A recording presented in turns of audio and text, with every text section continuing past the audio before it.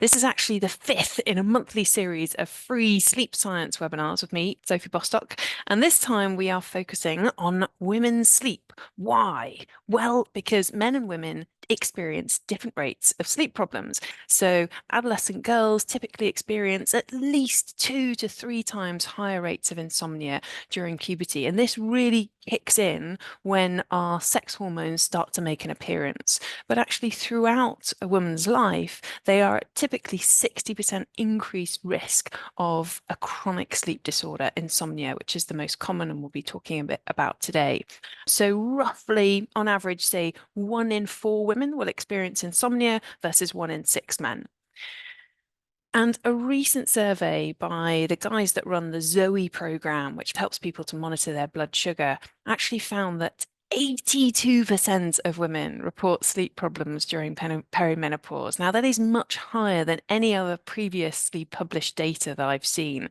And I wonder if it partly stems from a greater awareness of menopause and perimenopause and what that might mean. But it's really interesting that the rates of sleep problems are incredibly high, and it's very consistently reported as one of the most problematic symptoms of menopause. So I wanted to shine a bit of a light on it and give you some tools to deal with it. So the whole session will be 40 minutes, and I'll speak for no more than 30 minutes so that we have at least 10 minutes for questions at the end. I probably won't answer every single question, but I'll hopefully be able to help you navigate the realms of the sleep advice that you might find online and point you in the right direction. So we're going to be talking about differences in sleep quantity, quality, and timing in men versus women, males versus females.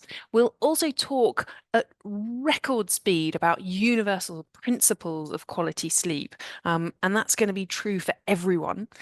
And then I'll probe in on female sex hormones specifically, what we think they do to our sleep, and some of the most common or most effective treatments for insomnia in menopause. And then we'll come on to questions. I am very aware that it's possible that some of you may have joined this webinar just because it said sex in the title. Now, I was really referring to sex hormones, but I thought, well, why not start with sex as an interesting place to start? There is, not surprisingly, a shortage of good quality randomized laboratory studies where couples have offered to come into the lab and have their sleep monitored. So we actually have to go with survey data to know whether sex is helpful for sleep or not.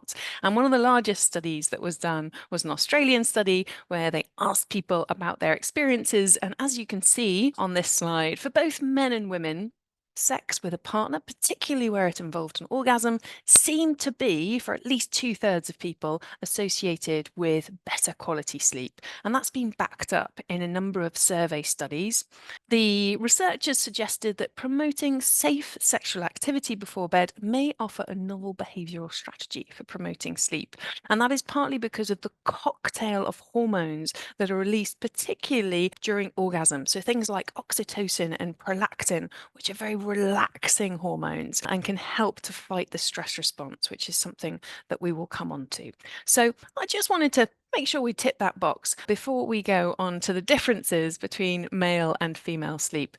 Now, I often fall into that trap of using the terms women and female interchangeably. Strictly speaking, I should be talking about female sleep, but I actually couldn't find any sleep research which looked at women whose gender identity is not the same as that assigned at birth. So, for the sake of simplicity, I am going to use the terms female and women interchangeably, but just be aware that's a bit of a limitation. Alrighty, so do men and women need different amounts of sleep? This is a question that has exercised sleep scientists for some time. And there were two major studies that looked at sleep needs that were published back in 2015. And this one here is the data from the National Sleep Foundation in the US. So they collated the responses of a lot of experts, and they came up with these different age-based recommendations. So for everyone who is of working age, sort of adults over the age of 18, they recommended a minimum of 7 hours sleep, 7 to 9 hours for optimal health and functioning. At the same time as this study was published, there was another consensus study convened by the American Academy of Sleep Medicine. Now, they took a slightly different approach, and when they first looked at the data, they intended to give different advice for men and women. But when they really probed into the evidence, they concluded that there was insufficient data to give different recommendations for men and women. So we've kind of ended up with this average recommendation for everyone that we need 7 hours of sleep. But in the real world, things are a little bit different. So this is a study that takes data from 70,000 people using a wearable device. So this is real world data, not from a lab. And what you can see is that this is data for weekdays. Typically, women seem to be getting half an hour more sleep than men. And same thing when we look at weekends, women seem to be wanting naturally to have a little bit more sleep. And this is not the only study that's found this. I found another one also using wearable data. This is specifically looking at Asia Pacific. So we've got Australia, New Zealand, Singapore, Hong Kong, South Korea. And what you can see immediately is there's a big difference in the amount of sleep that people are getting in Australia and New Zealand versus these other countries. You can see in each case, there is a very small difference between females and males in that females tend to get at least 15 minutes more sleep than men and typically go to bed about 10 to 15 minutes earlier. And we'll look at why that might be in a moment. It's a subtle difference, but it could be really important. So, for example, if you try and go to bed at the same time as your partner, do you encourage them to come to bed a little bit early, or do you find yourself pushing your own bedtime back to meet your partner's needs? Of course, this is an average, and there will be lots of people with different sleep needs, but it's kind of interesting to know that a lot of women might feel under pressure to go to bed later than their natural bedtime. And this is important when we come to look at, okay, what is the ideal time to go to bed?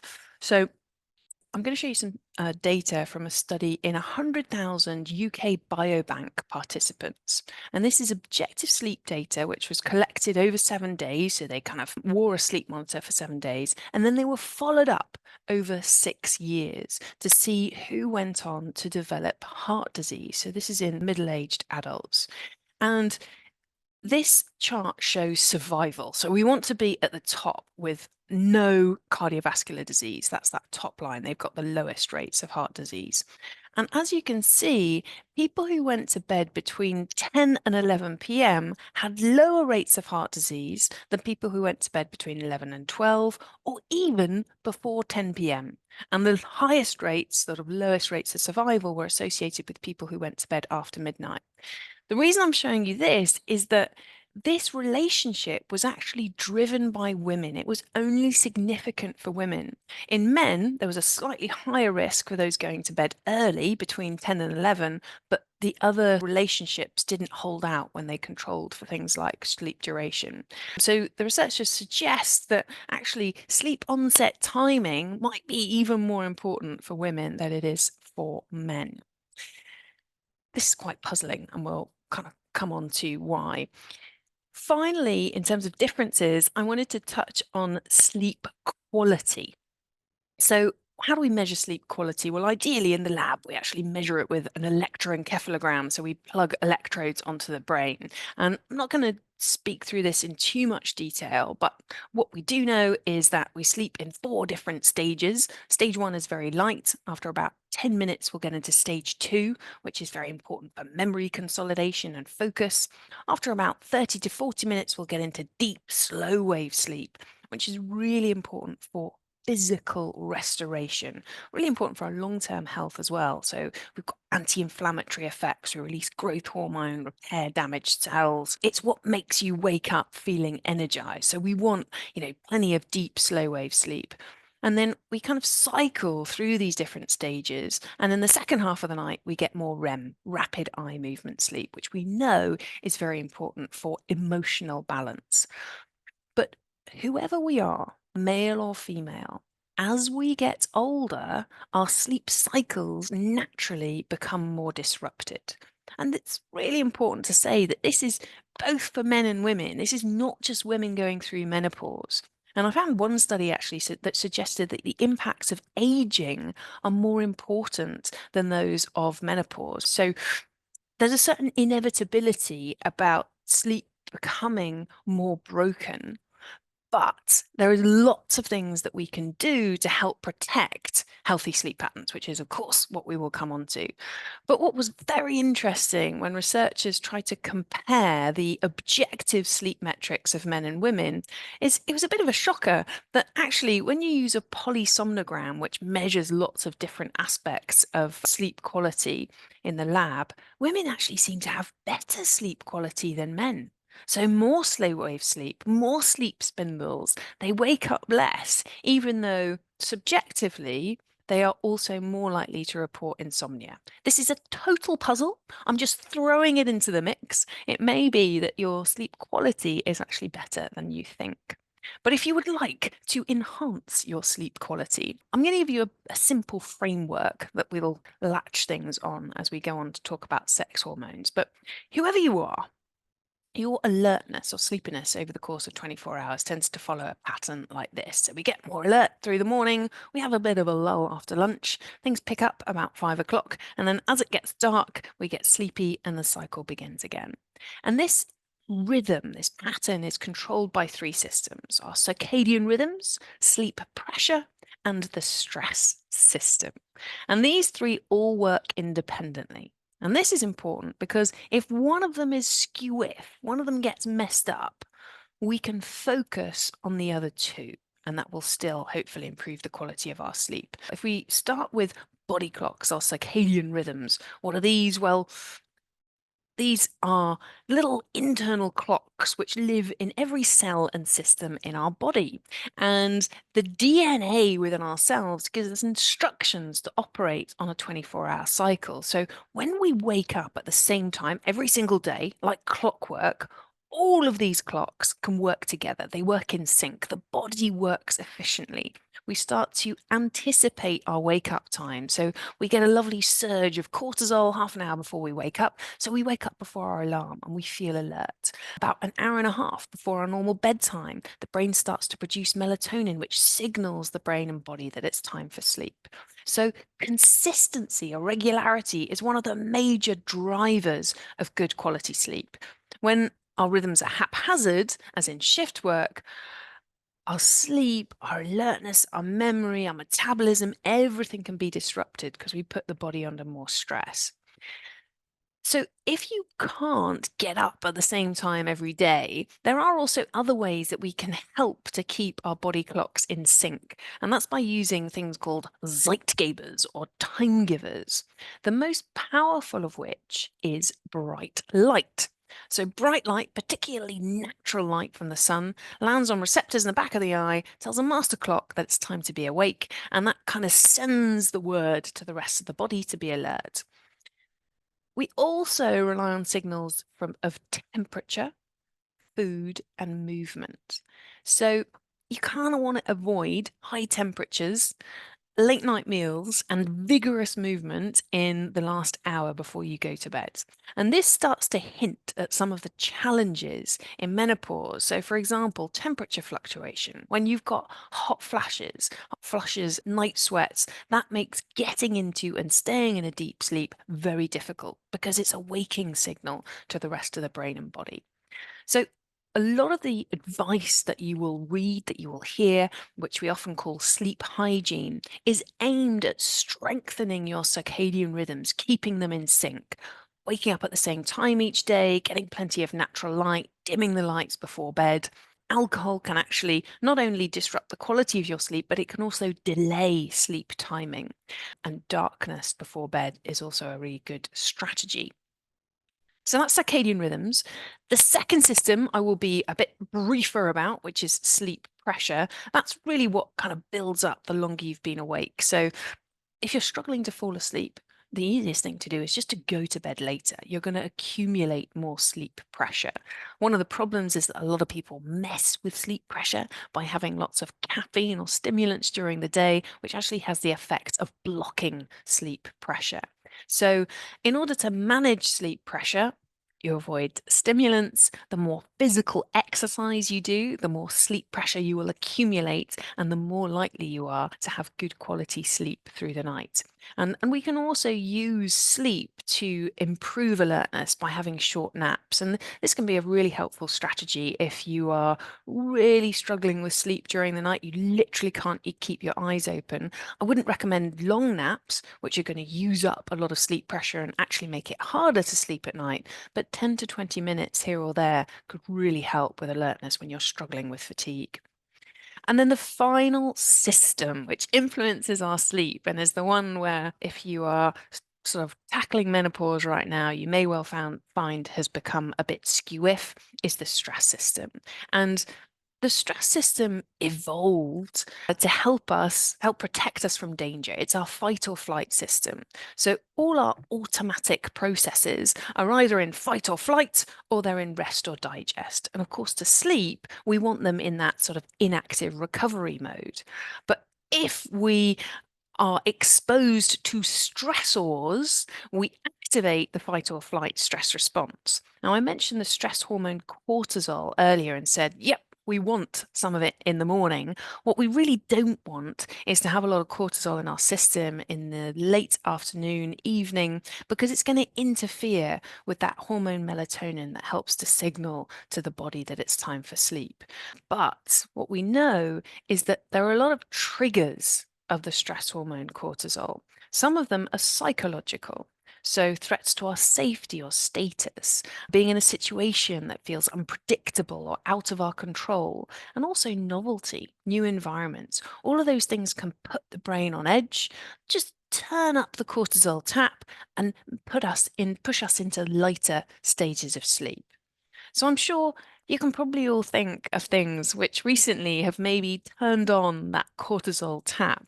For a lot of people, the pandemic causes massive sleep problems because it ticked a lot of these boxes. And for many women, co-sleeping can be another stressor. Arguing before bed can worsen sleep quality. I was really fascinated to learn that very often women actually report sleeping better alone, whereas men report sleeping better together. That may have something to do with snoring, which is another issue entirely. But I introduced this idea of this activation of the stress system because the triggers can be psychological, but they can also be physiological. So this is where the impact of the sex hormones kind of starts to become apparent. There are various times in a woman's life when our sex hormones are rapidly changing. And it seems to be the times of rapid change rather than necessarily their absolute levels, which are associated with poorer sleep. So I'm going to try and summarize in one slide the stuff we do and don't know. We certainly know that estrogen, progesterone are responsible for a lot of sleep problems because if we take them out, in animal studies at least, we don't tend to see sex differences in sleep. We also know that estrogen has impacts all over the body. We'll come on to how that could impact on sleep. Generally speaking, estrogens have wake promoting effects. So we take them away and we feel more fatigued, but they also have a role in supporting circadian rhythms. So, if you're struggling to wake up at the same time every day, you might need to strengthen your Zeitgebers, use more natural light, reduce body temperature, eat a little bit earlier, do more physical exercise first thing in the morning versus late at night, so that you strengthen those internal circadian rhythms. Progesterone seems to be really good. It's a kind of an anxiety balm. It works by sort of interacting with the GABA system. So if we take progesterone away, we tend to see anxiety levels increase, which is a bit like turning on the cortisol tap. And progesterone may also help to protect against sleep apnea, which I haven't got time to talk a lot about today, but if you're interested in it, it may be a future topic for a webinar. So, as I said just now, it may be that the rate of change is important as absolute levels. And in perimenopause in particular, what we know is that it's a bit of a roller coaster. Your hormone levels are going up and down. You might have a period of good sleep for a while where you're not experiencing many symptoms, and then it just starts to ebb and flow. So the chances are that things may settle down actually when you are post-menopause. A lot of women struggle actually with sleep on a monthly basis as well. And again, this tends to happen at the time of the biggest drop in hormone levels. So monthly cycles can be split into a follicular and luteal phase. In the second half of the cycle, what happens, so at the beginning of the cycle, if we say day one is when you menstruate, and then we've got this developing egg, and then it pops out midway through the cycle with ovulation, and you get a surge in progesterone to help kind of build up the tissues in the womb and ready for implantation and fertilization. But if that doesn't happen, then you get this rapid drop off.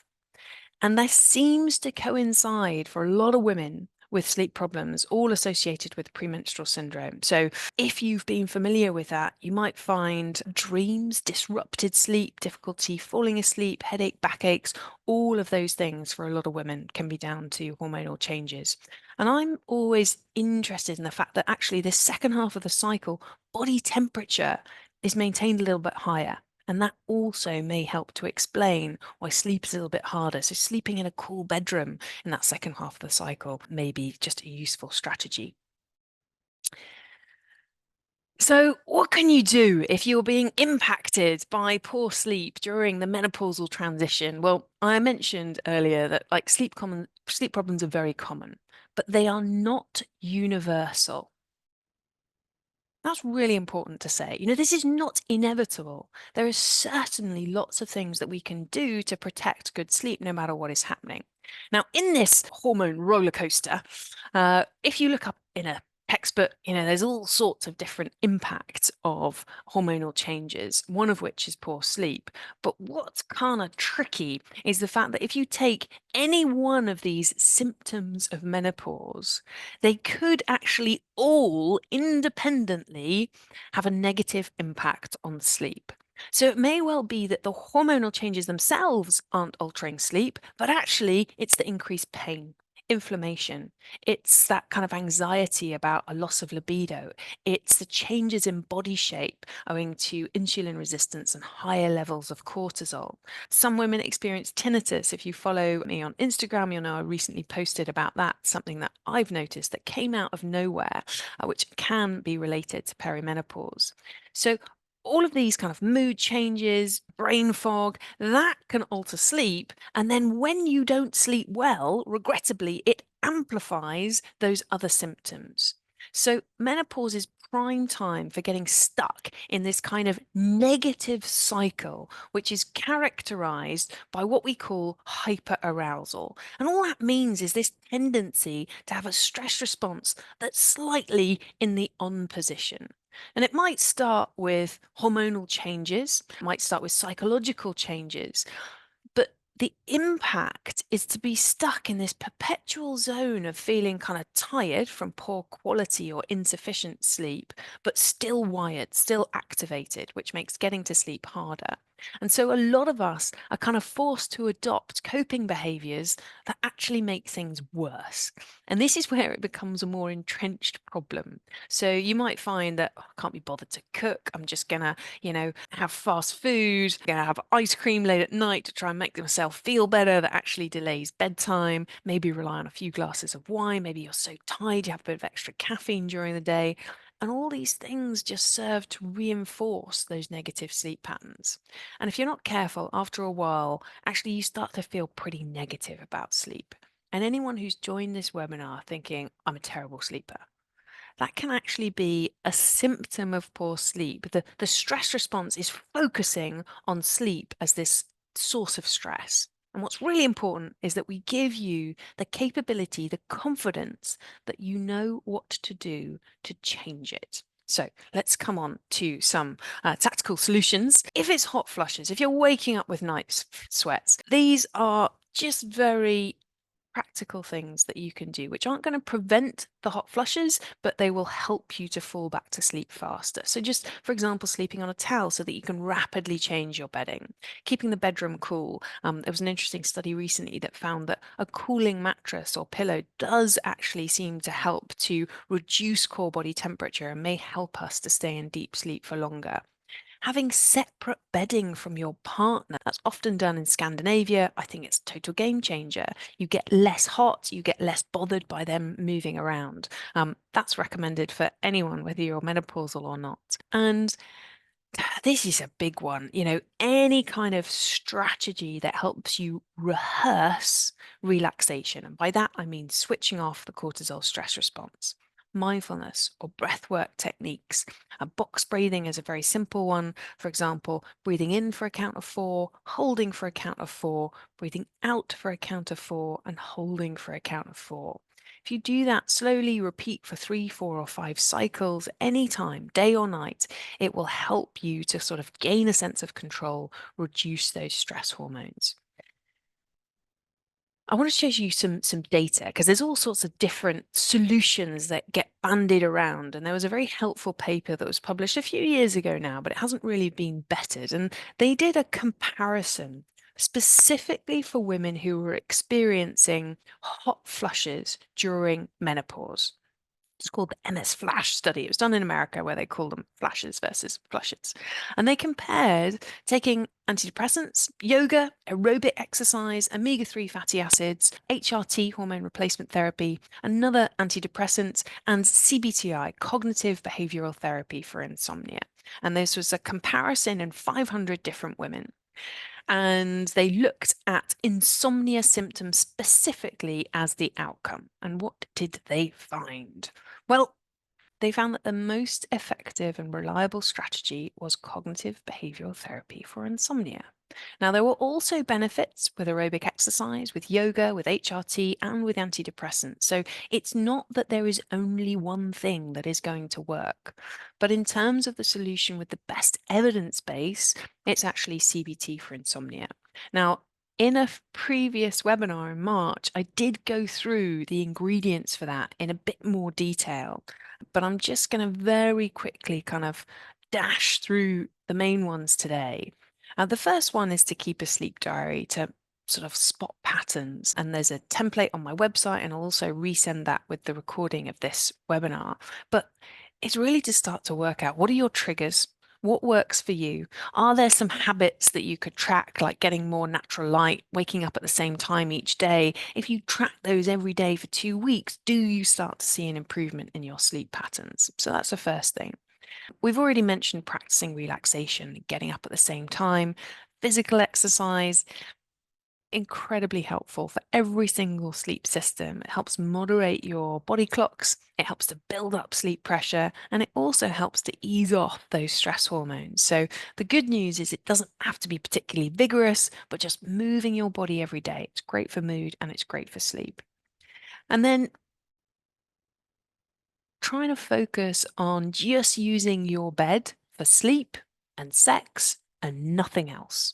Not work, not watching TV, probably not even reading. Just get into bed when you're sleepy, get out of bed when you're not. This is all about creating a positive sleep bed connection so that when you get into bed, rather than worrying about not sleeping well, you are just relaxed, calm, and sleepy. In the previous webinar, I talked a little bit about sleep restriction, which is very useful if you have very fragmented sleep. It involves going to bed a little bit later, and also just tactics for cognitive reframing. And that's really about tackling the negative thoughts that keep us awake at night. Because if you're lying there worrying about the consequences of not sleeping well, that worry, those negative emotions are fueling this cycle of elevated cortisol, physical activation that actually makes sleep much harder.